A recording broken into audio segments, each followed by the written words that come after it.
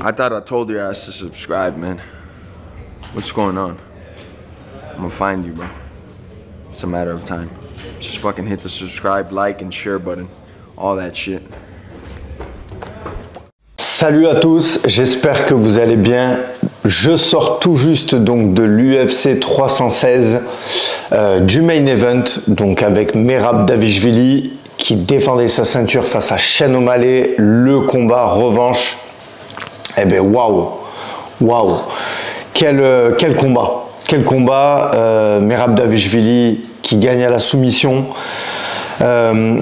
Alors forcément finalisation de Merab par soumission dans le troisième round. Magnifique soumission. D'ailleurs, ça y est, Merab tient enfin son premier finish à l'UFC. Il s'inscrit dans l'histoire hein, parce qu'aujourd'hui, il est à plus de 13 victoires consécutives. Donc, il rentre dans le règne des plus grands, donc des grands noms de cette catégorie. J'avais commencé à noter les scores parce que quand j'ai vu la physionomie du combat, je trouvais surtout dans le premier round beaucoup d'observations. Je me suis dit ça va être un combat qui risque d'aller à la décision. Merab, on sait qu'il nous avait habitués à beaucoup aller à la décision dans ses combats parce qu'il est très dur au mal, il a un gros débit, il a un gros cardio, il est très fort. Sincèrement, j'ai bien aimé le premier round. Même si Sean O'Malley a pas montré grand chose, j'ai noté qu'il y a eu des changements de garde. Il a utilisé beaucoup ses shifts. Il a aussi utilisé son jab, notamment son bras arrière au corps, chose qu'il n'avait pas fait dans le premier combat. On voit qu'il y a eu des ajustements quand même. Il y avait aussi les coups de pied retournés, mais bon, qui n'ont pas touché.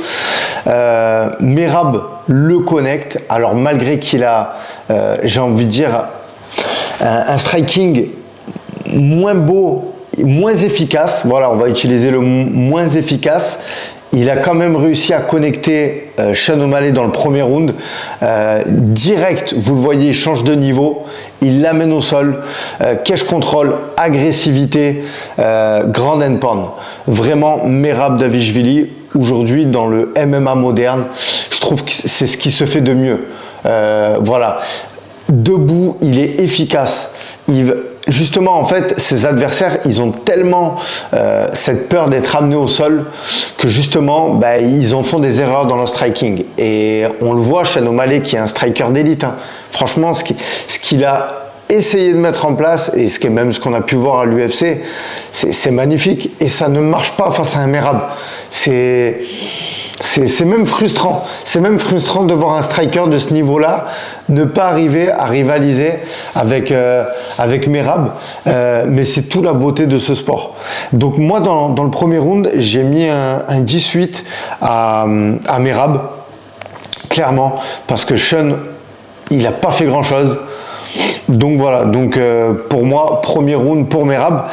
Le deuxième round, donc, qui a été un peu plus intéressant.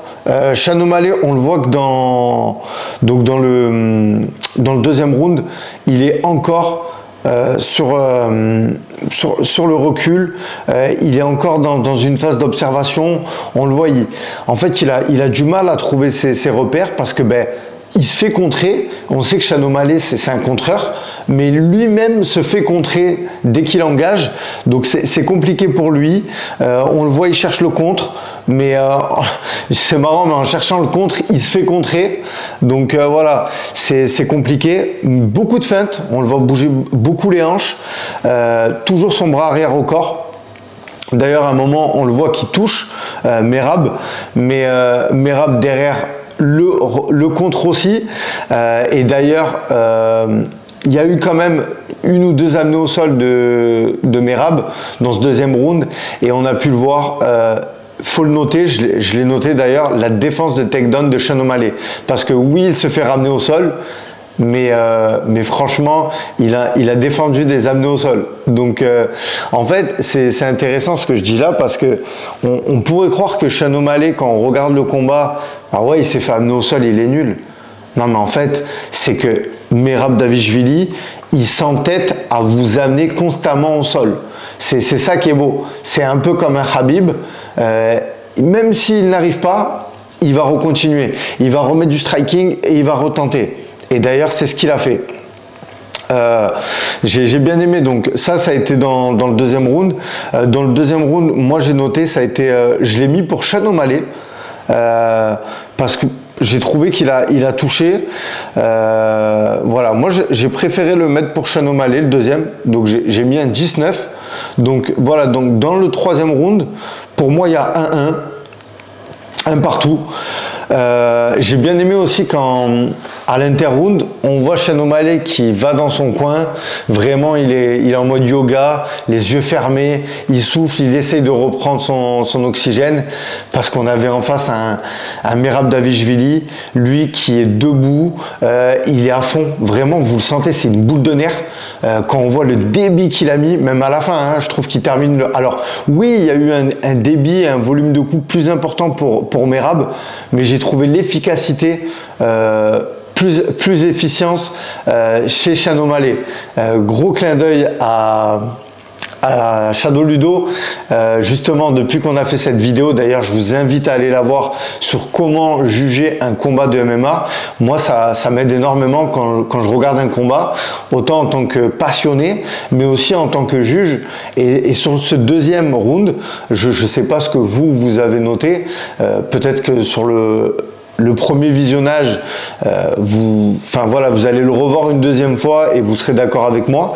Mais faut avoir du recul, parce qu'on a en fait un Merab Dvalishvili qui met un gros volume, qui met un gros débit, mais vraiment moi sur l'efficacité du combat, je le mets sur le deuxième round, je le mets à Sean. Voilà. Et en tout cas, Merab il a terminé le combat fort. La série qu'il fait là, genou avec spinning back fist là, c'est impressionnant. Enfin, je vous dis vraiment, il a un cardio illimité. Ce mec là, c'est une machine de guerre, vraiment. Donc troisième round qui commence, Merab qui l'amène au sol directement. On le voit stratégiquement. Alors, je sais pas s'il va chercher la finalisation. Est-ce que c'est dans le game plan d'aller chercher la finalisation? Mais on le voit direct qu'il se dit, écoute, là il y a 1-1, je pense qu'ils se disent, le troisième round, il faut qu'on le sécurise. Voilà, donc il l'amène au sol, il le bloque, il ne le laisse pas respirer. Sean O'Malley, on le voit qu'il essaye il bouge les hanches, il essaie de sortir, il est bloqué. Clairement, il est bloqué. On le voit physiquement, il est très très fort. Il le bloque, il le bloque, il le bloque. Il ne le laisse pas respirer, clairement. Et on le voit aussi donc mettre du ground and pound. Je note quand même que Sean O'Malley, il arrive quand même à, voilà, il bouge, il essaye de faire un peu la langouste, il arrive à aller contre la cage, il se relève. Merab le ramène au sol, il le ramène au sol. Franchement, et voilà, je vous dis, il s'entête, il lâche pas. Et quand il le ramène au sol, ben on le voit, hein, voilà, il va chercher la soumission. Donc magnifique soumission de Merab Dvalishvili. Et il a tapé, hein, il a tapé direct, hein. Pas eu besoin de forcer plus. La soumission est passée. En tout cas, voilà, magnifique. Merab Dvalishvili qui va chercher son premier finish, sa première soumission à l'UFC. En plus, devant Donald Trump, j'ai bien aimé direct, il a sauté, il a été serré la main de Dana White et de Donald Trump, le président, qui est régulièrement là maintenant pour les UFC numérotés. Normalement, la suite pour Merab, on devrait le voir se diriger vers un combat face à Cory Sandhagen. Au début, quand on voit Cory Sandhagen, il tire la gueule. Hein. Clairement, il tire la gueule, ils se disent waouh. Là, clairement, je pense que dans la catégorie, c'est un bourbier. Là, Merab, je ne sais pas, pour être franc avec vous, je ne sais pas qui va l'arrêter. Clairement. Là, Merab Dvalishvili, c'est clairement un problème. Ouais, ça va être un problème, hein. clairement. Donc magnifique, voilà. En tout cas, voilà. Sean O'Malley, la suite pour Sean O'Malley. Sean O'Malley, c'est dur. Hein. Sean O'Malley, là, Sean O'Malley, on le voyait comme la superstar de l'organisation.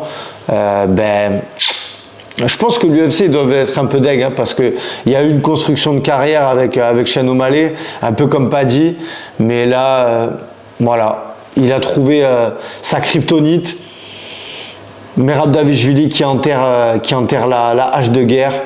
Voilà, bravo à lui en tout cas, ce Géorgien, vraiment, il le mérite. Hein. Il le mérite. Hein. On se rappelle, hein, il travaillait sur le chantier. L'histoire est belle. L'histoire est belle. C'est un combattant qui a beaucoup travaillé, qui a donné vraiment le meilleur. Et moi, je trouve que ça fait du bien. Et surtout, comme je l'ai dit et je le répète, dans le MMA moderne, je trouve que Merab, vraiment, c'est l'exemple et c'est ce qu'il faut arriver à faire. Il faut être complet.